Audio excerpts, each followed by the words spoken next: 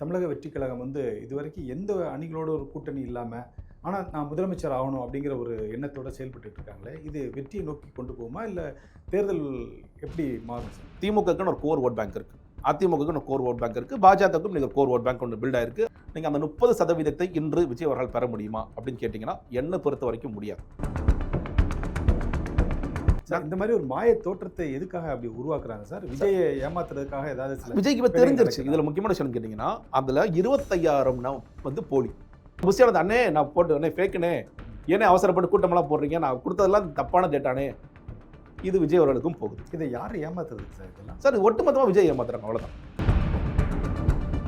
இது பூத் நிர்வாகிகள் மாநாடுப்பா, இதில் டிக்கெட்லாம் விற்க மாட்டாங்கப்பா. இல்லைண்ணே எனக்கு ஒன்றும் புரியல. அப்புறம் 4 நாள் படிச்சு கேட்குறேன் சார், டிக்கெட் போட்டு வித்துட்டாங்க சார் பாதி. இதை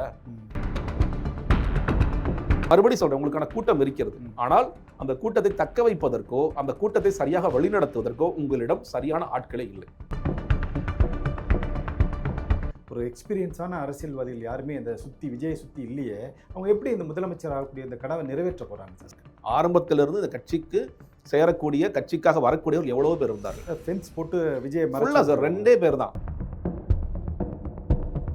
விஜய் அவர்கள் என்னைக்கு இது என்னுடைய கட்சின்னு பிலீவ் பண்றாரோ அன்னைக்கு தான் இதெல்லாமே மாறும். அவர் அதற்கு தன்னுடைய கட்சி என்று அவர் உறுதியாக இதை கையில் எடுப்பதற்கு அவர் தயாராகவே இல்லை. அப்படி இல்லாத ஒருத்தர் எப்படி சார் நாளைக்கு முதலமைச்சர் ஆவாரு?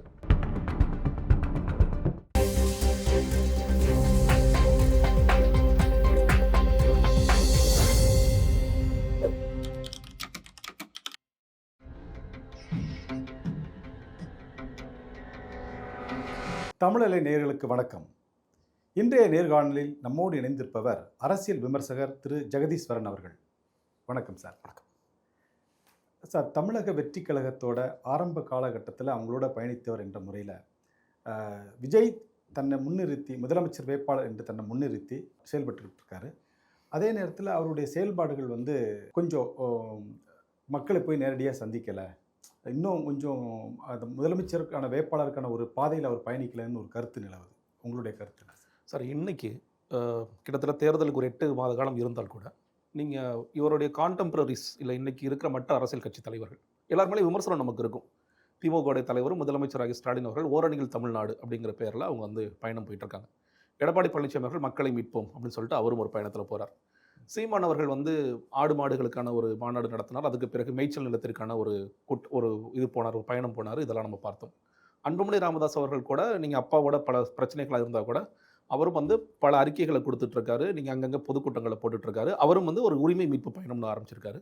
பிரேமலதா விஜயகாந்த் அவர்களும் வந்து விரைவில் வந்து ஒரு உரிமை மீட்பு அது மாதிரி ஒரு பயணம் ஒன்று போக போகிறோம் அப்படின்னு சொல்லிட்டு அவங்களும் பயணம் ஆரம்பிச்சிட்டாங்க. அப்போது இன்னைக்கு இருக்கின்ற ஒப்பிடக்கூடிய மற்ற அனைத்து அரசியல் தலைவர்களும் ஏதாவது ஒரு பயணத்தில் இருக்கிறார்கள். மக்களுடன் சேர்ந்து மக்களுக்கான பயணத்தில் இருக்கிறார்கள். மக்கள் பிரச்சனையை பேசுகிறாங்க. அதுலேயும் சில அஜெண்டா பேஸ்டும் இருக்குது. அவங்க யார் கூட கூட்டணி போக போகிறாங்கிற பொறுத்து ஆளுங்கட்சி ஆதரித்து பேசுகிறாங்களா, எதிர்த்து பேசுகிறாங்களா அப்படிங்கிற விஷயங்கள்லாம் இருக்குது. அது அதுக்குள்ளே ரொம்ப உள்ள ஆனால் பொதுவான பார்வை எனக்கு கேட்டீங்கன்னா எல்லாரும் மக்களுடன் இருக்கிறார்கள், மக்களுக்கான பிரச்சனை எடுத்து பேசுகிறார்கள். விஜய் அவர்கள் என்னென்னா அடுத்ததாக மாநாடு போட போகிறோம் ஆகஸ்ட் 25 சொல்லி இப்போ ஆகஸ்ட் 21 மாறி இருக்குது அந்த விநாயகர் சதுர்த்தி காரணத்தால். அதற்கு பிறகு செப்டம்பரில் தான் நான் நடைபெணம் போக போகிறேன். நான் சொன்ன எல்லா கட்சிகளுமே பல ஆண்டு காலமாக, நீங்கள் திமுக அதிமுகனா பல ஆண்டுகளாக இருக்கிறார்கள். சீமான் கிட்டத்தட்ட ஆண்ட கட்சிகளாக இருக்காங்க, ஆளும் கட்சிகளாக இருக்கிறாங்க. சீமான் அவர்களும் வந்து நீங்கள் 2001 அவர் வந்து கள அரசியலில் இருந்து அதற்கு பிறகு கட்சி அரசியல் வந்து 1.1 ஆரம்பிச்சு 8% வந்திருக்காரு. அவரும் ஒரு 15 வருட காலம் இந்த களத்தில் இருக்கிறார். ராமதாஸ் பாமக எவ்வளோ காலமாக இருக்கிறாங்க, தேமுதிக எவ்வளோ காலமாக இருக்கிறாங்க. அப்போது இந்த மாதிரி அரசியலில் கரை புரண்ட தலைவர்களே இன்னைக்கு நம்ம இந்த நேரத்திலிருந்து மக்களை சந்திக்க துவங்கினால்தான் நம்ம வந்து ரீச் ஆக முடியும், மக்கள்கிட்ட அப்போ தான் வாக்கு சேகரிக்க முடியும் அப்படிங்கிற ஒரு அடிப்படையில் தான் இது எல்லாமே நடக்குது. ஏன்னா இது தேர்தல் அரசியலை மையப்படுத்தி எல்லாருமே போகிறாங்க. சீமானவர்கள் சொல்லும்போது மட்டும் நான் மக்களுக்காக போகிறேன்னு சொன்னாலும் அதுவும் தேர்தல் அரசியலை மையப்படுத்திய ஒரு விஷயம் இருக்கிறது. ஆனால் இவர்களை எல்லாம் தாண்டி நான் ஒரு முதன்மை சக்தியாக வரப்போகின்றேன் ஒருத்தர் டிக்ளேர் பண்ணிட்டு வராரு. அவர் என்ன சொல்றாரு? கடைசி 4 மாதம் எனக்கு போதுங்க, நான் செப்டம்பரில் பயணம் ஆரம்பிச்சேன்னா எனக்கு போதும், அப்புறம் செப்டம்பர், அக்டோபர், நவம்பர், டிசம்பர், அதுக்கு பிறகு தேர்தல் வந்துடும், ஒரு 4 மாதம் இருந்தால் எனக்கு போதுங்க அப்படின்னு சொல்லுவதே மிகப்பெரிய முரணாக பார்க்கின்றேன். இன்னொன்று, நீங்கள் அப்போ செப்டம்பர் உண்மையிலேயே ஒரு நடைப்பயணமோ இல்லை சுற்றுப்பயணமோ போக போகிறாருன்னா அதுலேயும் எனக்கு பெரிய நம்பிக்கை இல்லை. ஏன்னா இதுவரைக்கும் வந்த செய்திகள் எல்லாமே கசிந்த செய்திகள், leaked news. Sources say that Vijay will be travelling across Tamil Nadu, sources say that Vijay is next MGR. இது எல்லாமே சோர்சஸ் சொல்கிறது தான். இந்த சோர்சஸ் எல்லாம் யாருக்குமே தெரியாது. அந்த மாதிரியான கதைகள். ஒரு காலத்தில் சோர்சஸ் ஒன்று சொன்னாங்கன்னா அது சரியாக இருக்கும். இன்று நியூஸை வந்து பிளான் பண்ற ஒரு எறால நம்ம இருக்கும். சில நியூஸ் நமக்கு தேவையா, சில பேர் வச்சு பிளான் பண்ற எறால இருக்கும். அந்த மாதிரியான ஒரு எறால இருக்கும்போது ஏன்னா கிரியேட் கிரியேட் பண்றோம். ஏன்னா நீங்க ஜனவரியில இருந்தே நீங்க பல செய்திகள் எடுத்து பார்த்தீங்கன்னா, விஜயோடைய சுற்றுப்பயணம்னு போடுங்க, கூகுள் பண்ணீங்கன்னா ஜனவரியிலிருந்து அவர் சுற்றுப்பயணம் போகிற மாதிரி செய்திகள். நான் 2025 ஜனவரியிலிருந்து ஜனவரி, பிப்ரவரி, மார்ச்னு பல மாதங்களாக சுற்றுப்பயணம் திட்டமிட்டு பரப்பப்பட்டு கொண்டே இருக்கின்றது. அவர் கடைசியாக அவரோட வார்த்தையில இருந்தே மதுரை மாநாட்டிற்கு பிறகு மக்கள் சந்திப்புன்னு சொல்றாரு. இதே மக்கள் சந்திப்புங்கிற வார்த்தையை நீங்க எங்க பார்க்கலாம்னா, பிப்ரவரி 2, 2027 முதலாக கட்சிக்கு ஒரு அறிக்கை கொடுக்கும் பொழுது கூடிய விரைவில் மக்கள் சந்திப்பு இருக்கும். அந்த மக்கள் சந்திப்பு மாநாடாக மாறியது. அப்போ இந்த மாநாட்டிற்கு பிறகு மக்கள் சந்திப்புங்கிறது ரொம்ப டிஃபைன்டா நான் செப்டம்பர்ல இருந்து போறேன். இதான் என்னோட இப்போ ஒவ்வொரு அரசியல் கட்சி தலைவரும் போகும்போது ஒரு பிளான் நமக்கு தெரியுது. இதாங்க எங்க ஸ்கெடியூல். எடப்பாடி பழனிசாமி ஒரு வாரம் வந்து இந்த ஊர்களுக்கு போக போறாரு, அடுத்த வாரம் இந்த ஊர்களுக்கு போக போறாரு, ஒரு ஸ்கெடியூல் வருது இல்லையா? இல்ல சீமான் இது செய்ய போறாரு, முதலமைச்சர் செய்ய போறாரு. அந்த மாதிரியான ஸ்கெடியூல் ஏதாவது இருக்கா? இல்ல. நாங்க சுற்றுப்பயணம் பிளான் பண்றோம், வெகு விரைவில் இருக்கும்னு இந்த மாதிரியான பில்டப்புகள் நிறைய இருக்கே தவிர, உண்மையிலேயே விஜய் அவர்கள் ஒரு திட்டம் இருக்கிறதா, அந்த திட்டத்தின்படி இவர் யாரை சந்திக்க போகிறார் அப்படிங்கிறது என்னை பொறுத்தவரை பெரிய கேள்விக்குறிதான். அப்படி இருக்கும் பொழுது தன்னை முதலமைச்சர் வேட்பாளர் என்று கருதக்கூடிய ஒரு நபர், ஒரு பக்கம் இது ஒண்ணு, இன்னொன்னு நீ சரிங்க சுற்றுப்பயணம் போறாரு வச்சுக்கலாமே, அதற்கு முன்னாடி பேச வேண்டிய விஷயங்களை விஜய் ஏன் பேச மறுக்கின்றார்? சார் இன்னைக்கு நாட்டில் பல பிரச்சனை நடந்துட்டு இருக்கு. ஒரு பிரச்சனை 2 பிரச்சனை நடக்குது. தினம் நீங்க செய்தித்தாள்கள் படிக்கின்ற நமக்கு தெரியும் எவ்வளவு இஷ்யூஸ் போயிட்டு இருக்கு. தமிழ்நாட்டில் மட்டுமே எவ்வளவு இஷ்யூஸ் மக்கள் எதிர்பார்க்கிறாங்க. அது ஆணவ கொலையாக இருக்கலாம், இல்ல ஒரு பிரபலமான அரசியல்வாதியின் பேரன் ஒருத்தரை காரியத்தை கொண்டதாக இருக்கலாம், டிஎன்பிசி பிரச்சனைகளாக இருக்கலாம், இல்ல நீங்க குரோமியம் பிரச்சனையா இருக்கலாம், சமூக பிரச்சனைகள், சீமான் போற மாதிரி மேய்ச்சல் பிரச்சனையா இருக்கலாம். எல்லா இடங்களிலும் ஏதாவது ஒரு பிரச்சனை நடந்து கொண்டே தான் இருக்கின்றது. அப்ப இதற்கெல்லாம் விஜய் குரல் கொடுக்கிறாரா? நீங்க ஒரு காலத்துல சொல்லலாம், எனக்கு சினிமால பிஸியா இருக்காருங்க, அவர் இப்ப எல்லா விஷயத்துக்கும் அட்ரஸ் பண்ண மாட்டாருங்க, எல்லாத்துக்கும் ஒரு நேரம் வரும். நேரம் வந்து விட்டது, என்ன சொல்லலாம், நேரம் கடந்து விட்டது. காலம் கடந்த பிறகும் நீங்கள் நான் மக்கள் பிரச்சனை எடுத்து பேச மாட்டேன், பார்க்க மாட்டேன் என்று நீங்கள் கண்மூடி இருக்க முடியாது. அதையும் செய்தால் நான் ஓகேங்க, உண்மையிலேயே முதலமைச்சர் வேட்பாளர் இவர் மக்களுக்கான பிரச்சனைகளை வீட்டில் இருந்து கொண்டே கூட பேசுகிறார் அப்படிங்கிற ஒரு தோற்றமாவது இருக்கும். அதுவும் இங்க இல்லை பார்க்கிறேன். அதான் சார், இப்போ நீங்க சொல்லும்போது கூட சொன்னீங்க, தமிழ்நாட்டை பலமுறை ஆண்ட கட்சிகளும் இப்போ ஆளக்கூடிய கட்சிகளும் தேர்தலை பிரச்சாரத்தை முன்னெடுத்து போயிட்டு இருக்காங்க. பட் இன்னும் இவர் பிரச்சாரத்துக்கான அந்த முன்னெடுப்பு இல்லை அப்படின்னு சொல்கிறீங்க. ஆனால் தொண்டர்கள் இப்போ ஒரு இடத்துல நம்ம ஒரு கூட்டமான இடத்துல நம்ம பேசும்போது பார்த்தீங்கன்னா, இந்த வட்டம் எங்களுடைய வாக்கு விஜய்க்கு தான் அப்படின்னு அவங்க வெளிப்படையாக கேட்குற மாதிரி இருக்கு. இந்த இந்த இந்த கேள்விப்படுற விஷயங்களை வச்சு அவர் மனசில் பரவாயில்ல, நம்ம மேலே ஒரு மக்கள் நம்பிக்கை வச்சுருக்காங்க, அதனால் நம்ம தேர்தல் நெருக்கத்தில் பிரச்சாரம் போனால் போதும் அப்படிங்கிற ஒரு எண்ணத்தில் இருக்கிறா அப்படின்னு இருக்கலாம் சார். நீங்கள் சொல்கிற மாதிரி அவருக்கான ஒரு வாக்கு வங்கி இருக்கான்னா நான் மறுக்கவே இல்லை, இருக்கு. நீங்கள் மிக குறிப்பாக இளைஞர்களுடைய வாக்கு வங்கி, குறிப்பாக கல்லூரி மாணவர்களாக இருக்கிறவங்க, அவங்க எல்லாருமே 18 வயதை தாண்டியவர்கள் எல்லோருக்குமே விஜய் அவர்கள் வரணும் அப்படிங்கிற ஒரு பெண்கள் மத்தியிலையும் ஒரு மிகப்பெரிய ஒரு நம்பிக்கை இருக்கிறது. விஜய் அவர்கள் வரட்டும். ஏங்க அப்படின்னு கேட்டிங்கன்னா, அவர் நல்லது செய்வார் நாங்கள் நம்புறோம். யூஸ்வலாக ஒரு விஷயம் சொல்லுவாங்க இல்லையா மக்கள், இந்த ஆட்சியை செலக்ட் பண்ணோம், இது சரியா இல்லை, அப்போ நான் வேற பழையபடி நான் அதிமுக போக விரும்பல, எனக்கு நான் விஜய் ஒரு பெட்டர் ஆப்ஷனாக இருப்பார் அப்படிங்கிற விஷயங்கள் தொடர்ச்சியாக நடந்து கொண்டே இருக்கின்றது.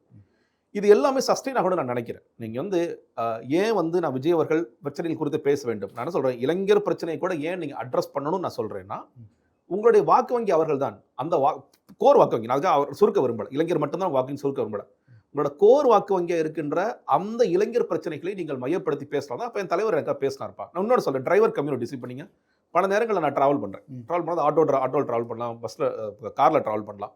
நான் சும்மா பேச்சு கொடுப்பேன், யாருக்கு ஓட்டு போட்டு நான் பல விஷயங்கள் பேசிட்டு நான் விஜய் ஓட்டு போட போறேங்க சொல்றாங்க. ஆமா, நிறைய பேர் சொல்றாங்க, நீங்களும் பார்த்துருப்பீங்க, நிறைய பேர் விஜய் ஓட்டு போட போறீங்க. காரணங்கள் வேறாக இருக்கும். ஒருத்தர் சொல்றாரு, சார் சும்மா குழப்பி விடுவோம் சார், இவங்கள எத்தனை வாட்டி சார் இவங்களுக்கே போடுறோம், சும்மா குழப்பி விடுவோம் சார் ஒருத்தர் சொல்லிட்டு போனார். ஏன் குழப்பி விடுன்னு நினைக்கிறா நமக்கு தெரியல.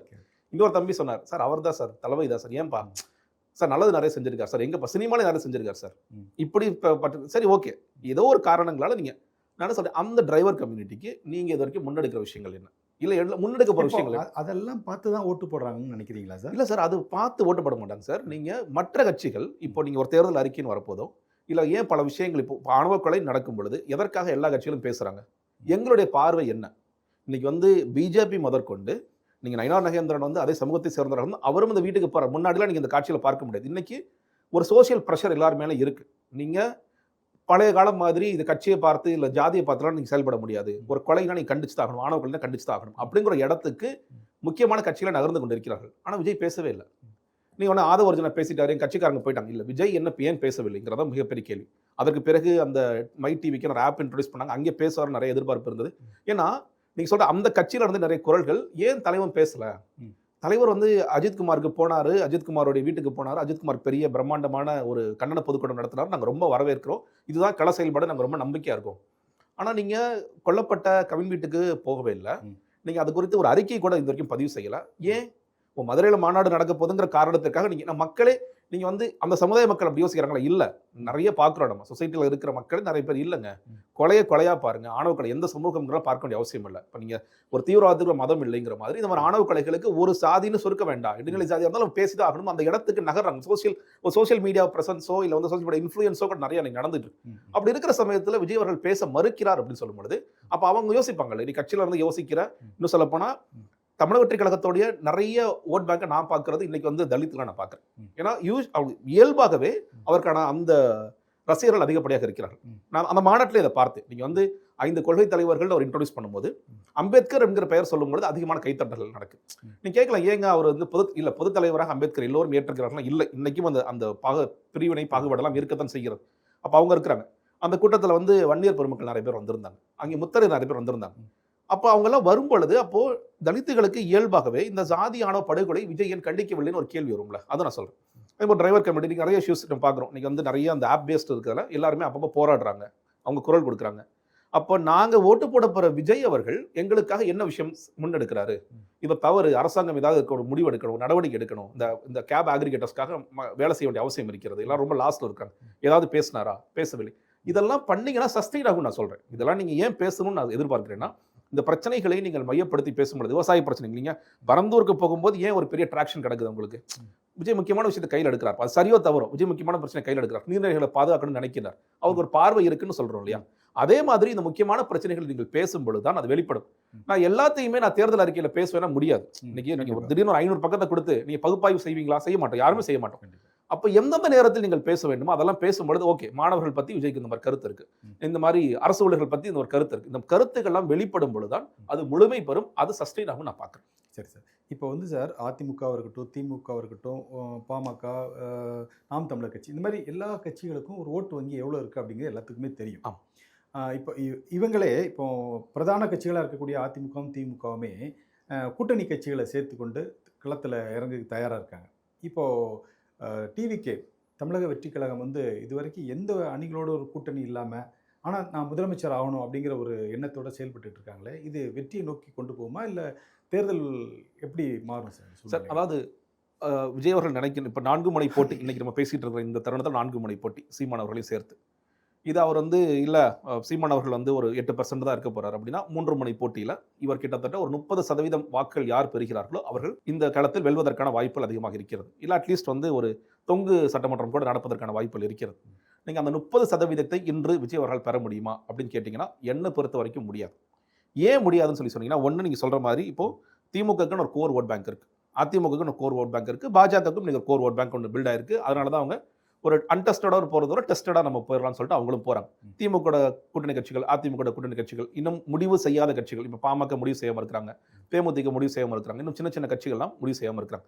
இவங்க எல்லாருமே இவங்களில் யாராவது விஜய் பக்கம் போக போகிறார்கள்னு கேட்டிங்கன்னா குரல்கள் கேட்கிறதே தவிர நிச்சயமாக போவார்கள்னு போக மாட்டாங்க. ஏன்னா நான் தான் சொல்கிறேன், நீங்கள் மறுபடியும் இவர் வேலை செய்யாதது ஒரு மிக முக்கியமான காரணம், இந்த கட்சிகள் இவர் நோக்கி வர. இப்போ வந்து பிசிக ஏங்க வரல, பிசிக வர்ற அளவுக்கு நீங்கள் என்னங்க வேலை செஞ்சீங்கிறத கேள்வி. அது வரல. ஏங்க கம்யூனிஸ்ட் வரல, ஏங்க இந்தியா கூட்டணியில் இருக்கிற மற்ற கட்சிகள் கிளம்பி வரல, ஏங்க தேமுதிக வரலன்னா நீங்கள் அவங்கள அட்ராக்ட் பண்ணுற அளவுக்கு நீங்கள் எல்லாருமே இன்னைக்கு ஒரு சர்வே எடுக்கிறாங்க. இந்த சர்வேயின் படி விஜய் அவர்கள் நிச்சயமாக வெல்ல போகின்றார், அவர் கூட சேர்ந்து நம்மளும் வெல்வோம் அப்படிங்கிற ஒரு இடம் வருதா, இல்லை இருக்கின்ற கூட்டணியில் இருந்தால் தான் நமக்கு அந்த ஸ்ட்ரைக் ரேட்டு அந்த வின்னிங் மார்ஜின் இருக்குன்னு சொன்னால் அதில் இருக்குது அப்படிங்கிறனால அப்படி இருக்குது. அப்படி இருக்கும் பொழுது விஜய் இன்றைய காலத்தில் தனித்து போகக்கூடிய வாய்ப்புகள் அதிகமாக இருக்கிறது. இப்போ தனித்து போய் இந்த 30% இன்னைக்கு வாங்குவாருன்னு கேட்டிங்கன்னா அதுக்கு நீங்கள் கடுமையாக வேலை செய்ய வேண்டிய அவசியம் இருக்கிறது. ஒன்றை கட்டமைப்பு ரீதியாக நீங்கள் வேலை செய்யணும். இன்றைக்கி கடைசியாக நடந்த அந்த ஆப் லான்ச் பொழுது அந்த கட்சியோட பொதுச் செயலாளரும் சரி, ஆதவ அர்ஜுனாவும் சரி ஒரு பெரிய நம்பர் சொல்கிறாங்க, கிட்டத்தட்ட 2,80,000 ஒரு கணக்கு சொல்கிறாங்க. நான் என்ன கேட்குறேன்னா அதுவே பொய்ன்னு நான் சொல்கிறேன். ஏன்னா வெளிப்படையாக இன்று வரைக்கும் ஒன்றிய செயலாளர்களையோ நகர செயலாளர்களோ கிளை செயலாளர்களோ இன்னும் அறிவிக்கவே இல்லை இந்த கட்சி. ஆனால் என்ன சொல்கிறாங்க, நாங்கள் 81 மாநில பொறுப்பில் ஆரம்பித்து மாவட்ட செயலாளர்கள் சொல்கிற மாவட்ட செயலாளர்களையும் முடிக்கல. ஆதவ அர்ஜுனா சொல்வதும் சரி, இன்று பொதுச் செயலாளராகி புஷியானந்த் ஒரு லிஸ்ட்டு படிக்கிறார் இல்லையா, அது பொய்ன்னு நான் முதல்ல சொல்கிறேன். அடுத்ததாக அவர் என்ன சொல்கிறார், பூத் கமிட்டி வந்து ஒரு 68,000 பேர் போட்டிருக்கோன்னு சொல்கிறார். அதுக்கு அர்த்தம் என்னன்னா, அதான் சார், இப்போ அவர் பொய் சொல்கிறாங்க விஜய்க்கு தெரியாதா? அதான் எனக்கு ஆச்சரியமா இருக்கு. நீங்க அந்த மேடையில ஏன்னா சார் ஒண்ணும் இல்ல. இப்ப மாவட்ட செயலர்கள் நான் வந்து ஒத்துக்கிறேன். ஏன்னா, விஜய் அவர்கள் கைப்பட கையெழுத்து போட்டு ஒவ்வொரு மாவட்டத்துக்கும் மாவட்ட செயலர் யாரு, செயற்குழு அந்த மாவட்டத்தில செயற்குழு யாருன்னு 15 பேருக்கு தனித்தனியாக இவரு அந்த நியமன ஆணை குடுத்தாரு. அத வாங்கிட்டு போனாங்க. இதே மாதிரி ஒன்றிய செயலர்களுக்கு முதல்ல சொல்லப்பட்ட விஷயம்னா விஜயே குடுப்பாருன்னு சொன்னாங்க. அது ஆனா ஆயிரக்கணக்கான வரும். அது இல்லங்க புஷி ஆனந்த் குடுப்பாருன்னு ஒரு கதை சொல்லப்பட்டது. அதற்கு அடுத்தபடியாக என்ன பண்ணாங்கன்னா, மாவட்ட செயலரே குடுத்துருவாங்க. ஆனா இது யாருமே குடுக்கல. அந்த ஒன்றிய செயலர்களே கூப்பிட்டு பேசும்போது என்ன சொல்றாங்கன்னா, சார் யாரையாவது குடுக்க சொல்லுங்க. இன்னைக்கு வரைக்கும் எங்களுக்கு நாங்க தான் ஒன்றிய செயலர் நாங்க குடுத்துட்டோம். ஆனா இதுவரைக்கும் எங்களுக்கான நியமன கடிதம் கொடுக்கப்படவே இல்லை. இவங்க இதுவரைக்கும் போட்டிருக்கிறது மாநில செயலாளர்கள் போட்டாங்க, மாவட்ட செயலாளர்கள் போட்டாங்க. அதுலயும் இன்னும் 6 பேர் போடல. அதற்கு பிறகு 4, 5 சார்பு அணிகள் போட்டாங்க. ஐடி விங்கு, அப்புறம் வழக்கறிஞர் அணி, சோசியல் மீடியா விங்கு இப்படி தான் போட்டாங்களே தவிர இவர்கள் இதையே போடல. அடுத்ததாக ஆதவர்ஜன சொல்லும்பொழுது 68,000 பூத் நிர்வாகிகள் இருக்காங்க 2 பேரும் சொன்னாங்க. ஆனா உண்மையில் நடந்தது என்ன கேட்டீங்கன்னா, வாய்ஸ் ஆஃப் காமன்ஸ்ல வந்து இந்த 68,000 பூத் நிர்வாகிகளை கொண்டு போய் புஷி ஆனந்த் கொடுக்குறாரு. அவங்க கால் பண்றாங்க. கால் பண்ணா சில நம்பர்ஸ் போகவே மாட்டேங்குது. அடுத்ததாக பார்த்தீங்கன்னா, "ஏங்க எதுக்கு என்ன கூப்பிடுறீங்க? எனக்கும் டிவிக்கு என்னங்க சம்மந்தம்?" கேட்கிறாரு ஒருத்தர். சார் இந்த மாதிரி ஒரு மாய தோற்றத்தை எதுக்காக அப்படி உருவாக்குறாங்க சார்? விஜயை ஏமாத்துறதுக்காக ஏதாவது சில விஜய்க்கு இப்ப வேலைகள் தெரிஞ்சிருச்சு. நடக்குதா? இதுல முக்கியமான விஷயம் கேட்டீங்கன்னா, அதுல 25,000 வந்து போலி. நீங்க இத்தனைக்கும் நீங்க 69,000 பூத்னா அர்த்தம் என்னன்னா, ஒரு பூத்துக்கு ஒருத்தர் தான். இது இவ்வளவு ஆத்தென்டிக்கலா சொல்றீங்களே எப்படி சார்? சார் ஏன்னா வாய்ஸ் ஆஃப் காமன்ஸ்ல மட்டும் பேசுறாங்கல்ல, சார் அவங்க குடுத்ததெல்லாம் ஃபேக்குன்னு சொல்றாங்க. அது விஜய் அவர்களுக்கும் இந்த செய்தியை கொண்டு போயிருக்காங்க. 25,000 பேர் ஃபேக். நீங்க வந்து உங்களுக்கு கூட்டம் நடத்துறதா இருக்கு. அவுட் ஆஃப் 69,000த்துல. ஓ சார் இது 69,000 என்ன இது கணக்குன்னா, இது வந்து பாதிக்கு பாதி இருக்கே சார். சார் ஒரு பூத்துக்கு ஒருத்தர் தான் இப்பயே. நீங்க 69,000 பூத் தமிழ்நாட்டுல இருக்கு சார். ஒரு பூத்துக்கு ஒருத்தர். நீங்க திமுக, அதிமுக ஒரு பூத்துக்கு ஒருத்தர் போடுவாங்களா? ம். கிடையாது. 2 10 பேர் போடுவாங்க. 10 பேர் போடுவாங்க. 4 பேர் ரொம்ப ஸ்ட்ராங்கா போடுவாங்க. 10 பேர் இருந்தா ஏன்னா, நீங்க இந்த பூத் நிர்வாகிகள் தான் இந்த ஆயிரக்கணக்கான வோட்டர்ஸ்ட்ட போய் பேசி கன்வின்ஸ் பண்ணி அவங்கள ஓட்டா மாத்தணும். சார் பூத் ஏன் ஸ்ட்ராங்கா இருக்கணும்னு ஏன் சொல்றோம்னா, நீங்க வந்து பிரச்சாரத்தின் பொழுது அவர்கள் வீட்டுக்கு போய் ஓட்டு கேட்ட அதே முகத்த இங்க பூத் கமிட்டில இங்க பூத்ல உட்கார்ந்து பார்க்கும் பொழுது, தம்பி அன்னைக்கு வந்தாருப்பா. ஓகே. சார் அவன் திரும்பவும் கை காட்டுவான். சார் ஞாபகம் இருக்குல்ல? ஞாபகம் இருக்கு. நான் ஓட்டு போடுறேன். இதுதான் நடக்கும். ம். இதுக்கு நீங்க ஒரு ஆள் போட்டீங்கன்னா, நீங்க ஒரே ஒரு ஆள் தான். நீங்க அதுலயும் ஃபேக்கா இருக்கு. சப்போஸ் ஒரு ஆளே இருக்கான்னு வச்சுக்கோங்களேன். திமுக அதிமுக தான் பண்ணுவாங்க. தம்பி போய் சாப்பிட்டு வரீங்களா? தம்பி கூட்டிட்டு போய் பிரியாணி வாங்கி கொடுங்கப்பா, போங்கப்பா அப்படிம்பாங்க. இது நடக்குது. சார் நாம் தமிழருக்கு இன்னைக்கு பெரிய பிரச்சனைன்னு கேட்டீங்கன்னா, இந்த மாதிரி பூத் அப்படியே அனுப்பிச்சு விட்டு வேலைய பார்த்து முடிச்சிருவாங்க. ம். நீ பூத்ல என்ன நடக்குதுன்னு கூட உங்களுக்கு தெரியாது. பூத்ல எப்படி ஃபில் பண்றதுன்னு தெரியாது. அப்ப 25,000 பேர் கிட்ட நீங்க ஃபேக்கா போடுறீங்க. ம். இதையும் டேட்டாவா நீங்க வந்து சொல்றதெல்லாம் தப்பு. இப்போ ஒண்ணும் இல்ல. இது நீங்க அத்தன்டிக்கா நீங்க கேட்டீங்க இல்லையா? ஆகஸ்ட் 15க்குள்ள இந்த 2,80,000 பேரும் எங்க ஆப்புக்குள்ள உள்ள வந்துரும்னு சொன்னாங்க. இன்னைக்கு வந்து நம்ம பேசிட்டு இருக்கிறது ஆகஸ்ட் 7. ம். இது நடக்கவே நடக்காதுன்னு நான் சொல்றேன். ஏன்னா நீங்க போட்ட டேட்டா எல்லாமே ஃபேக். நீங்க என்ன மாவட்ட செயலரே போடாம இந்த ஆப்புக்குள்ள எப்படி அவங்க போவாங்க? அவங்களால போகவே முடியாது. நிறைய இடங்களில் கூட்டம் போடுறாங்க. கூட்டம் போடும்பொழுது அங்கேருந்து மாவட்ட செயலர் ஃபோன் பண்ணுறாரு. சார் நான் கொடுத்தாலும் ஃபேக்குங்க. நீங்கள் என்னங்க அவசரப்பட்டு கூட்டம் போட்டீங்க அப்படின்னு சொல்றாரு. அந்த அளவுக்கு அவரே சொல்றாரு. அவர் புஷி ஆனந்த் அண்ணே நான் போட்டு அண்ணே ஃபேக்குனே. ஏன்னா அவசரப்பட்டு கூட்டமெல்லாம் போடுறீங்க? நான் கொடுத்ததெல்லாம் தப்பான டேட்டானே. இது விஜய் அவர்களுக்கும் போகுது. இதை யார் ஏமாத்துறதுக்கு சார் இதெல்லாம்? சார் ஒட்டுமொத்தமாக விஜய் ஏமாத்துறாங்க. அவ்வளோதான். நீங்க ஒட்டுமொத்தமாக விஜய் ஏமாத்துறாங்க. விஜய் அவர்கள் அவர் உண்மையிலே பெரிய கட்டமைப்பு இருக்குன்னு நினைச்சு ஏமாந்துட்டு இருக்காரு. இந்த கட்டமைப்பே முதல்ல சொல்றேன் இல்லையா? இந்த நீங்க ஒரு பூத்துக்கு ஒரு ஆளுங்கிறதே போதாதும் போது அந்த ஒரு ஆளும் உங்களோட ஃபேக்கா வச்சிருக்கீங்க. நீங்க இதுல என்ன பண்றீங்க? கோயம்புத்தூர்ல நான் பூத் நிர்வாகிகள் மாநாடு போடுறேன். அந்த கோயம்புத்தூர்ல போட்டவங்கள உண்மையிலே பூத் நிர்வாகிகள் அவங்கலாம். சார் பூத் நிர்வாகியா வர்றவங்க யாராவது ஓடி வந்து டிக்கெட் தியேட்டர் திறந்த மாதிரி ஓடி வந்து உள்ள ஏறுவாங்களா யாராவது? அதை டிக்கெட் போட்டு விற்கிறாங்க சார். அதை இது தியேட்டர் மாதிரி 2,500 இந்தாப்பா வா வந்து விஜய் பாரு. நான் வந்து அப்போ வெளிநாட்டில் இருக்கேன் சார். ஒருத்தர் கூப்பிட்றாரு, தம்பி ஒருத்தர் கூப்பிட்டானே எனக்கு டிக்கெட் வாங்கி கொடுங்க. இது பூத் நிர்வாகிகள் மாநாடுப்பா, இதில் டிக்கெட் எல்லாம் விற்க மாட்டாங்கப்பா. இல்லைன்னு எனக்கு ஒன்றும் புரியல. அப்புறம் 4 நாள் படிச்சு கேட்குறேன் சார், டிக்கெட் போட்டு வித்துட்டாங்க சார் பாதி இதை. இப்படி இருக்கும் பொழுது விஜய் அவர்கள் இதை மறுபடியும் அவர் நம்ப வைத்து கொண்டே இருக்கின்றார். புஷி ஆனந்த் ஏமாத்துறார். நீங்க அதை ஒரிஜினல் டேட்டா எடுத்துட்டு போய் கொடுக்குறாரு. அவர் இதுக்கு மேலும் என்ன நடவடிக்கை எடுக்கிறார் ஒரு கேள்வி இருக்குல்ல. இது எல்லாருமே பேச ஆரம்பிச்சிட்டாங்க. இப்போ இது நடவடிக்கை எடுக்காம விஜய் அவர்கள் இருக்க வரைக்கும் அது ஏமாத்திட்டே தான் இருப்பார். இப்போ இந்த 40,000 பேருக்கு ரீப்ளேஸ்மெண்ட்டா வேற ஒருத்தரை போடுவாங்க. நீங்க அத்தன்டிக்கா எந்த டேட்டா உங்கள்கிட்ட இருக்குன்னு கேட்டீங்கன்னா, நீங்க இன்னைக்கு சொல்ற மெம்பர்ஷிப் டேட்டா இல்ல இந்த டேட்டாலேயே பல பிரச்சனைகள் இருக்கின்றது. நான் மறுபடியும் சொல்றேன், உங்களுக்கான கூட்டம் இருக்கிறது. ஆனால் அந்த கூட்டத்தை தக்க வைப்பதற்கோ அந்த கூட்டத்தை சரியாக வழிநடத்துவதற்கோ உங்களிடம் சரியான ஆட்களே இல்லை. தலைமையில் அதற்கான ஆட்கள் இல்லை. மாவட்ட செயலர்கள் சரியாக இல்லை. நீங்கள் சொல்கிறதெல்லாம் கேட்க கொஞ்சம் ஷாக்காக தான் இருக்குது சார். அதாவது மாவட்ட செயலாளர்கள் நம்ம முறையாக நியமிக்கலை அப்படிங்கிறீங்க. அதுமாதிரி ஒன்றிய செயலாளர் நியமிக்கலை. இப்போ புதுசாக ஒரு ஆப் ஓப்பன் பண்ண போகிறோன்னா 69,000 பேர்கிட்ட பூத்து கமிட்டி கொடுக்குறோம். அதிலே 25,000 பேர் வந்து ஃபேக் அப்படிங்கிறீங்க. இந்த நிலைமையில அவர் முதலமைச்சர் வேட்பாளர் வேற சொல்ல வரீங்களே, எப்படி சார் சாத்தியப்படும் ஏன்னா இதெல்லாம்? சார் அவர் வந்து அவர்கிட்ட வந்து மறுபடியும் சார் நமக்கு வந்து 32% இருக்கு, நமக்கு 42% இருக்கு, 52% இருக்கு, சும்மா கதை அளந்துகிட்டே இருக்கிறாங்க. ம். அதை அவர் வந்து எப்படி நம்புறாருன்னு தெரியல. அவர் வந்து நான் முதலமைச்சராக ஆயிடுவேன் அப்படின்னு அவருக்கு ஒரு நம்பிக்கை விதைச்சிட்டே இருக்காங்க. ம். இந்த களத்தில் வந்து முதலமைச்சர் ஆவதற்கு எவ்வளவு தலைவர்கள் எவ்வளவு தூரம் கஷ்டப்பட்டிருக்காங்க. அது வந்து கலைஞராக இருக்கலாம், இல்லை ஜெயலலிதா அவர்களாக இருக்கலாம், இல்லை வந்து அண்ணாதுரையாக இருக்கலாம். எல்லா தலைவர்களும் எவ்வளவு தூரம் கஷ்டப்பட்டு எவ்வளவு தூரம் உழைச்சி வந்தாங்க ஆமா, அந்த அப்படிங்கிற இடத்த பிடிக்கிறது அந்த இடத்த பிடிக்கிற சாதாரண விஷயம் இல்லை. இவர்கிட்ட வந்து சார் நீங்கள் ஒரு பெரிய கல்ட் சார், நீங்கள் வந்து சும்மா முகம் காமிச்சிங்கன்னா போதும். அவங்க என்னன்னா உதாரணத்துக்கு சில நேரம் சொல்லும் பொழுது சார் நீங்கள் வந்து ஜெயலலிதா அவர்கள் மாதிரி நீங்கள் வந்து அடிக்கடிலாம் வெளியே வரக்கூடாது. நான் என்ன கேட்குறேன்னா, நீங்கள் பிற்கால இன்னும் சொல்லப்போனால் கடைசி காலத்தில் இருக்கிற ஜெயலலிதா அவர்கள் நீங்கள் சொல்கிறீங்க. ஆரம்ப காலத்தில் அவரோட உழைப்பு என்ன சார்? அவங்க அவ்வளோ ட்ராவல் பண்ணிருக்காங்க சார். அவ்வளோ ட்ராவல் பண்ணி எம்ஜிஆருக்காக அவ்வளோ வேலை பார்த்து இந்த கட்சியை வந்து தூக்கி கொள்கை பரப்பு செயலாளராக அவர் செய்த விஷயங்கள் எவ்வளோ இருக்குது. அந்த ட்ராவல் தான் அவங்களை கடைசி வரைக்கும் அவங்களுக்கு இந்த ஊரில் என்ன பிரச்சனை, எந்த ஊரில் எந்த சமூகம் அதிகமாக இருக்குங்கிற அளவுக்கு அவங்களுக்கு ஒரு பெரிய அறிவை கொடுத்துச்சு. இல்ல அந்த நாலேஜ் இருக்கா சார் விஜய்க்கு? சுத்தமாக எப்படி சார் இருக்கும்? அதாவது எந்தெந்த ஏரியாவில் யார் யார் சார் அந்த நாலேஜ் வந்து அவங்க குத்தி இருக்கிறவங்களே கிடையாதுன்னு சொல்கிறேன். நீங்கள் ஜான் ஆரோக்கியசாமியாக இருக்கிற பொலிட்டிக்கல் ஸ்ட்ராட்டஜிஸ்ட்டுக்கு நீங்கள் வந்து வட மாவட்டங்களில் யார் இருக்கா, தென் மாவட்டங்களில் யார் இருக்கா, நீங்கள் தூத்துக்குடி மாவட்டத்தில் யார் இருக்கா, அவருக்கே அது கிடையாது. நான் சொல்ல போனேன் சார், ஒரு ஒரு முதிர்ந்த ஒரு எக்ஸ்பீரியன்ஸான அரசியல்வாதிகள் யாருமே இந்த விஜயை சுற்றி இல்லையே. அவங்க எப்படி இந்த முதலமைச்சர் ஆகக்கூடிய இந்த கனவை நிறைவேற்ற போகிறாங்க சார்? சார் அதனால தான் அவங்க ரொம்ப கேர்ஃபுல்லாக பார்த்துக்கிறாங்க. இவர் ஏன்னா அது இல்லை, உங்களை ஏமாத்துறாங்க, உண்மையிலேயே அந்த மாதிரி கள சூழல் இல்லை அப்படிங்கிறத அவங்க வெளிப்படையாக சொல்லிடுவாங்கிறதுக்காக தான் யாரையுமே பக்கத்தில் விடாமல் அவங்க ரொம்ப கேர்ஃபுல்லாக பார்த்துக்கிறாங்க. இதான் ஆரம்பத்துலேருந்து நடந்துகிட்டு இருக்கு. ஆரம்பத்திலிருந்து இந்த கட்சிக்கு சேரக்கூடிய, கட்சிக்காக வரக்கூடியவர் எவ்வளவோ பேர் இருந்தார்கள். ஃபென்ஸ் போட்டு விஜய் ஃபுல்லாக சார் 2 பேர் தான், புஷி ஆனந்தும் ஜான் ஆரோக்கியசாமியும் 2 பேரும் ரொம்ப கவனமாக பார்த்துக்கிட்டாங்க சார். நான் பல பேர்களை கொடுத்துருக்கேன். இந்த இவங்கெல்லாம் வந்து எம்பியாக இருக்கிறவங்க, எம்எல்ஏவாக இருக்கிறவங்க, பார்லிமெண்ட்டில் வந்து நிறையா பேசினவங்க, இவங்கெல்லாம் கட்சிக்கு வர போகிறாங்க, வரக்கு ரெடியாக வந்து ரொம்ப முக்கியம் இல்லையா சார். அவர் ரொம்ப ஈஸியாக சொல்லுவார். ஜான் வந்து ஒரு வார்த்தை ஸ்பெண்ட் ஃபோர்ஸ், இவங்களாம் ஸ்பெண்ட் ஃபோர்ஸ் பிரதர், இவங்கெல்லாம் வந்து நம்ம கட்சிக்கு தேவையில்லை. நான் சொல்கிறேன், அவங்க ஆட் பண்ணுற வேல்யூங்கிறது அனுபவங்கிறது ரொம்ப முக்கியம், ரொம்ப முக்கியம் இல்லை சார். இப்போ அது இல்லாமல் தான் திணறாங்க சார். இன்னைக்கு ஒரு அறிக்கையை கொடுக்குறாங்க, அந்த அறிக்கை தப்பாக இருக்குது. ஏன்னா அந்த அறிக்கையை சரியா தவறான்னு படித்து பார்க்கக்கூடிய அந்த இடத்துல ஆட்கள் இல்லை. இவர் எல்லாத்தையும் அவுட் சோர்ஸ் பண்ணுறாரு. ஓ இந்த பிரச்சனையா, இவர் தமிழ் ஆர்வலர் ஒருத்தர் இருக்காருப்பா, அவர்கிட்ட கொடுத்துருங்க சார். தமிழே அவரை தப்பாக எழுதிக்கிட்டு அதுக்கு ஒரு தமிழ் ஆர்வலர் வச்சிருக்கேன்னு ஒரு கதை சொல்கிறேன். பாதுகாப்புக்கும் வித்தியாசம் தெரியாத ஒருத்தர் பொலிட்டிக்கல் ஸ்ட்ராட்டஜிஸ்டாக வச்சிருக்கீங்க. எந்த இடத்துல வன்னியர் இருப்பாங்க, எந்த இடத்துல முக்குளத்தூர் இருப்பாங்க, எந்த இடத்துல முத்தேரர் இருப்பாங்க தெரியாத ஒருத்தரை நீங்கள் ஸ்ட்ராட்டஜிஸ்டாக வச்சுட்டு இருக்கீங்க. ஏன்னா அவர் உண்மையிலே பொலிட்டிக்கல் ஸ்ட்ராட்டஜிஸ்ட் கிடையாது, அவர் பிராண்ட் ஸ்ட்ராட்டஜிஸ்ட். ஒரு பிராண்ட் பில்டராக இருந்த ஒருத்தர் பொலிட்டிக்கல் ஸ்ட்ராட்டஜிஸ்ட் பொய் சொல்லி உள்ள வராரு. நீங்கள் அதோட பேக்ரவுண்ட் கூட செக் பண்ணாமல் அவர் என்ன வேலை பார்த்துருக்காரு, யாருக்காக எவ்வளோ வேலை செஞ்சிருக்காருன்னு கூட தெரியாமல் அவர் பக்கத்தில் வச்சதுக்கான பிரதிபலனை இன்னைக்கு அனுபவிச்சுட்டு இருக்காங்க சார். விஜய் பார்க்குற சினிமா மாதிரி அரசியல் இல்லைங்கிறது அவருக்கு தெரியுமா சார்? சார் இல்லை, அது தெரியாது. அவருக்கு தெரிஞ்சிருந்தா அவர் வந்து சரியான டீமை போட்டிருப்பார்ல சார். அவர் பல நேரங்களில் வந்து அவர் என்ன யோசிச்சிருக்கணும், நமக்கே 2ஆம் கட்ட தலைவர்கள் வரல, நீங்கள் இவ்வளோ எக்ஸ்பீரியன்ஸாக இருக்கிறவங்க ஏன் நம்ம கட்சியை நோக்கி வரல? நம்ம வந்து சார் வின் பண்ண போகிறோம்னு நீங்கள் எல்லா ஊர்லையும் பார்த்துருக்கோம். இப்போ ஆந்திரா எலெக்ஷன் நடக்குது, சந்திரபாபு வின் பண்ணுவாரா? அப்போ காங்கிரஸ்லேருந்து நிறைய பேர் ஷிஃப்ட் ஆகி போவாங்க, நீங்கள் ஜெகன் கட்சியிலேருந்து நிறைய பேர் போவாங்க. இதெல்லாம் ஒரு இண்டிகேஷன், நம்பிக்கை, இதெல்லாம் ஒரு இண்டிகேஷன். பிஜேபி ஒரு இடத்துல ஜெயிக்க போதா, காங்கிரஸ்லேருந்து பிஜேபி நிறைய பேர் போவாங்க. இது ரிவர்ஸில் நடக்கும், எல்லாமே நடக்கும். ஆனால் முதன்மை சக்தியாக வரப்போகின்ற என் கட்சிக்கு ஏன் 2ஆம் கட்ட தலைவர்கள் யாருமே வரவில்லை அப்படிங்கிற கேள்வியை விஜய் உண்மையில உட்கார்ந்து யோசிச்சிருக்காரா?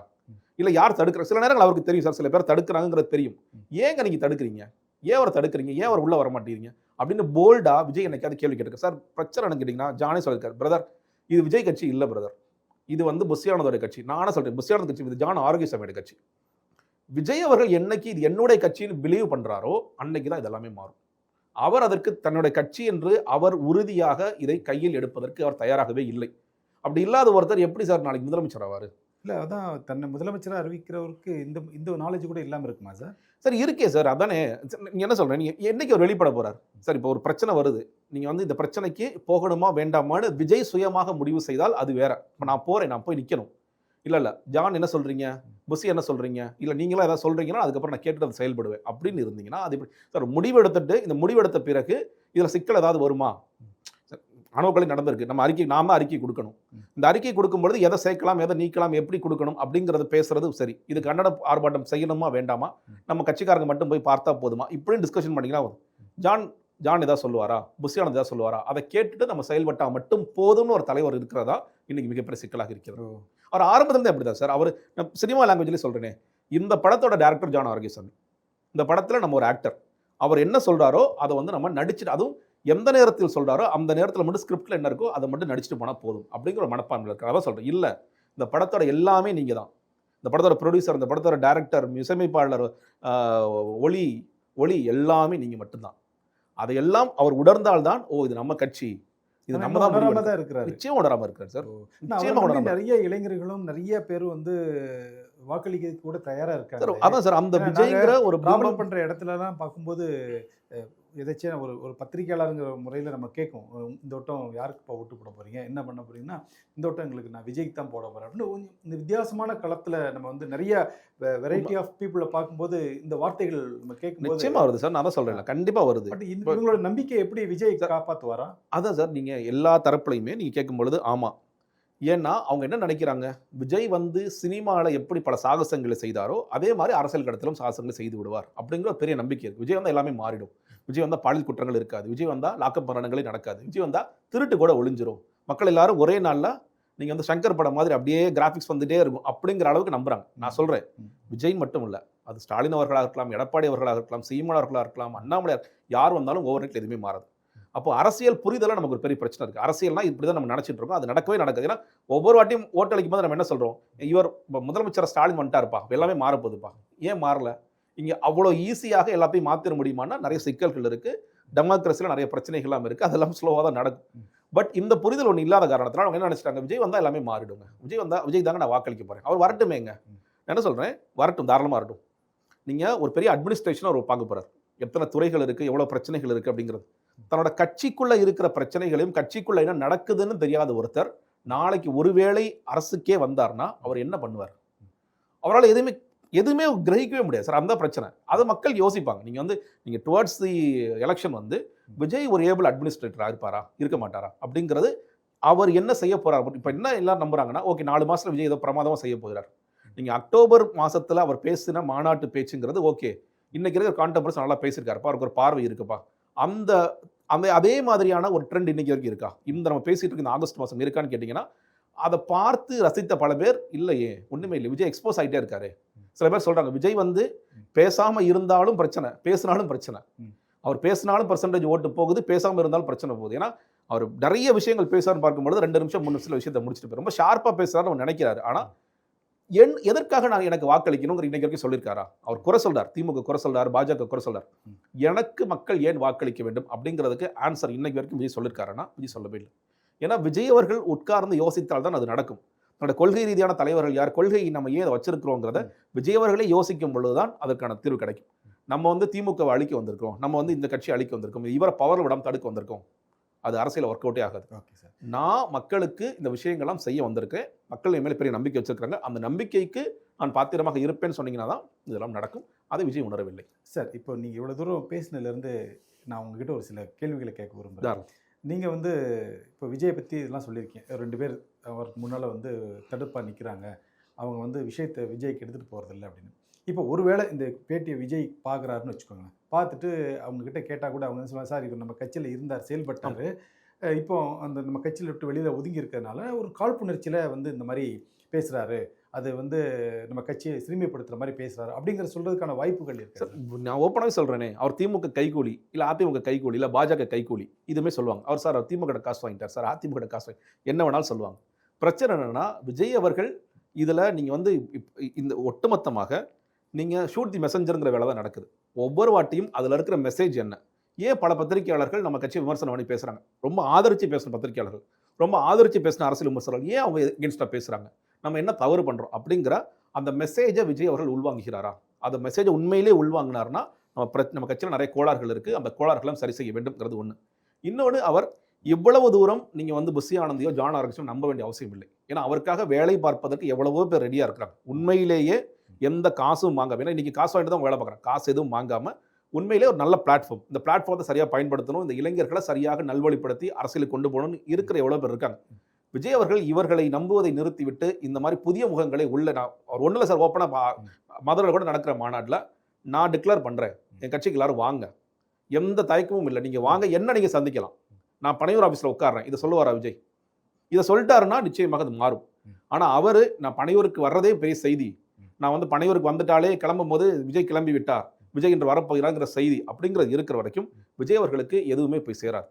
அவர் இதை உடைத்து கொண்டு ஃபுல் டைம் பாலிட்டிஷியன் சொல்லிட்டார் சார். ஃபுல் டைம் பாலிட்டிஷியன் முதல்ல இறங்கணும்ல. நான் சொல்றேன், மக்கள் பிரச்சனையை விடுங்க.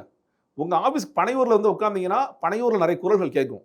என்னப்பா கட்சி நடத்துறீங்கன்னு குரல்கள் கேட்கும். அந்த குரல்களை அவர் காது கொடுத்து கேட்க ஆரம்பிச்சாலே பிரச்சனைகள் சரியாகும். அதை அவர் செய்ய தயாராக இருந்தால் மாறக்கூடிய வாய்ப்பு. Okay sir. அதான் ஒரு உதாரணத்துக்கு டெல்லியில் ஆம் ஆத்மி கட்சி ஆரம்பித்த புதுசில் இப்போ விஜய் மாதிரி தான் அவங்களும் கட்சியை ஆரம்பித்து ஒரு ஆரம்பிக்க முட்டே களத்தில் இருந்து நல்லா சிறப்பாக செயல்பட்டு அதுக்கப்புறம் கட்சின்னு ஆரம்பித்து வந்தாங்க. அப்போது எல்லாரும் வந்து ஆம் ஆத்மியுடைய அரவிந்த் கெஜ்ரிவாலை வந்து ஈஸியாக அக்சஸ் பண்ண அளவுக்கு இருந்தாங்க. அதனால் அவங்க கட்சி வந்து ஆட்சியை பிடிக்க முடிஞ்சது. அதாவது கோலோச்சிக்கிட்டு இருந்த காங்கிரஸ்கிட்ட இருந்தும் பாஜகட்ட இருந்தும் ஆட்சியை பிடிக்க முடிஞ்சது. பட் நீங்கள் சொல்கிறதெல்லாம் பார்த்தீங்கன்னா அவருக்கு முன்னால் ஒரு திரை போட்ட மாதிரி 2 பேர் இருக்கிறாங்க. அதனால் வந்து விஜய் அக்சஸ் பண்ண மாநில நிர்வாகிகளுக்கும் அதே கதை தானா சார்? சார் அது சார் இன்னொன்று நீங்கள் ஆம் ஆத்மியை கம்பேர் பண்ணனால சொல்கிறேன். அரவிந்த் கெஜ்ரிவால் அவர்கள் நீங்கள் வந்து ஒரு ஐஆர்எஸ்லேருந்து அதுக்கு பிறகு வந்த பிறகு நிறைய ட்ராவல் பண்ணார் சார். உதாரணம் சொல்கிறேன், இங்கே குத்தாம்பாக்கம் இளங்கோவன் இருக்கார் இல்லையா, அவருடைய வீட்டில் வந்து படுத்து கிடந்தார், கற்றுக்கிட்டார். அவர் இது மாதிரி பல தலைவர்களை போய் ஊராக போனார், கற்றுக்கிட்டாரு, நிறைய விஷயங்களை உள்வாங்கினார். விஜய் அந்த ட்ராவலே இல்லை. விஜய் அவர்கள் இன்னும் கீழே இறங்கி வரல. நன்று மாடியில் 10வது மாடியில் உட்காந்துட்டு இருக்கார். அவர் கீழே இறங்கி வரும்பொழுது தான் இது எல்லாமே மாறும். நீங்கள் மாநில நிர்வாகிகளும் அதுதான். நீங்கள் என்ன கேட்டிங்கன்னா இது எல்லாம் ஒன் மேன் ஷோ தான். நீங்கள் வந்து இந்த கட்சியில் மூச்சு விடணும்னா கூட புஷானந்தை கேட்டு மூச்சு விடலாமா வேண்டாமா அப்படிங்கிற அளவுக்கு தான் கட்சி வச்சுருக்காங்க. மேடைகளில் வந்து யார் என்ன பேசணும் யார் என்ன பேசக்கூடாது அப்படிங்கிற அளவுக்கு அவர் பயங்கரமாக இன்செக்யூர் ஃபீலிங் இருக்குது. நீங்கள் ஒன்றும் இல்லை, சம்மந்தமே இல்லாமல் சேலம் அந்த கூட்டத்தில் முதலமைச்சர் வேட்பாளர் ஜேவி அப்படின்னு ஒன்று சொல்கிறார். எல்லாருக்கும் ஆச்சரியம் பார்க்குறாங்க, என்ன புதுசாக அதை சொல்கிறாருன்னு பக்கத்தில் அவங்களே குழம்பி போய் நிற்கிறாங்க. அவர் ஜோசப் விஜய்னு சொல்கிறார். எதுக்காக இதை சொல்கிறீங்க? இதுக்கு ஏதாவது காரணம் இருக்கா? ஏன்னா ஏற்கனவே நீங்கள் வந்து பாஜக பி டீம், திமுக பி டீம், நீங்கள் வந்து சிறுபான்மை ஓட்டுகளை பிரிக்க வந்திருக்கீங்கன்னு ஒரு முன்னெடுப்பு வைக்கும் பொழுது இதை நீங்கள் எப்படி சொல்லுவீங்க? அதுக்கு சரி ஏதாவது பின்புலம் இருக்கா, இல்லை விஜய் சொல்கிறாங்கன்னா எதுவுமே கிடையாது. கடைசியில் விசாரிக்கும் போது என்ன சொல்கிறாங்கன்னா, எல்லாரும் ஏதாவது ஸ்கோர் பண்ணிட்டே இருக்கிறாங்க, மேடையில் இருக்கிறவங்களாம், நானும் ஏதாவது ஸ்கோர் பண்ணணும், அப்போ வித்தியாசமாக ஏதாவது பேசணும். இந்த மாதிரி ஒரு பொதுச்செயலர் எங்கேயாவது பண்ணி பார்த்துருக்கீங்களா? முதலமைச்சர் வேட்பாளர் ஜேவி இது எவ்வளோ பெரிய தாக்கத்தை ஏற்படுத்தும். நீங்கள் வந்து டிக்ளேர் பண்ணுறீங்க. நான் ஜோசப் என்னை பொறுத்தவரைக்கும் இன்றைக்கி நான் சொல்கிறேன் சார், விஜய் அவர் வந்து ஒரு காஸ்ட் நியூட்ரல் லீடர் தான். நான் வந்து இந்த ஜாதியை சேர்ந்தவன், இந்த மதத்தை சேர்ந்தவன் என்றைக்குமே ஒரு காமிச்சிட்டதே கிடையாது. அது சினிமாலையும் சரி, பொது தளத்திலையும் சரி. ஆனால் உங்களை பொதுச் செயலாளர் வந்து இல்லை எங்கள் தலைவர் வந்து கிறிஸ்டியன்பா அப்படின்னு சொல்வதன் மூலியமாக நீ கிறிஸ்டியன் வாக்குகள் மட்டும் போட்டால் போதுன்னு நினைக்கிறீங்களா, இல்லை என்ன சொல்ல வரீங்க? இதுதான் அவர்கிட்ட பிரச்சனை. என்ன பேசணும், எந்த இடத்தில் வந்து எது பேசணும், நான் இந்த இடத்துல வித்தியாசமாக ஸ்கோர் பண்ணுறேன் பாருங்க அப்படிங்கிற மாதிரியான விஷயங்களை செய்கின்றார். இதெல்லாம் வந்து விஜய் அவர்கள் இதெல்லாம் பார்த்து கண்டித்து, இன்னும் சொல்லப்போனால் புஷியானந்த் பல இடங்கள்ல பேசுறதே பேன் பண்ணணும். இல்லை பேசாதீங்க, நீங்கள் பேசினாலே பெரிய பிரச்சனை ஆகிட்டு இருக்கு, இது தொடர்ச்சியாக நடந்துகிட்டே இருக்கு. இதெல்லாம் அவர் வந்து உணர வேண்டிய ஒரு தருணம் இருக்குது. அதே ஒரு உணர்வு இல்லைன்னு பார்க்குறேன். ஓகே சார், தொடர்ந்து பார்க்கலாம் சார். நன்றி, வணக்கம்.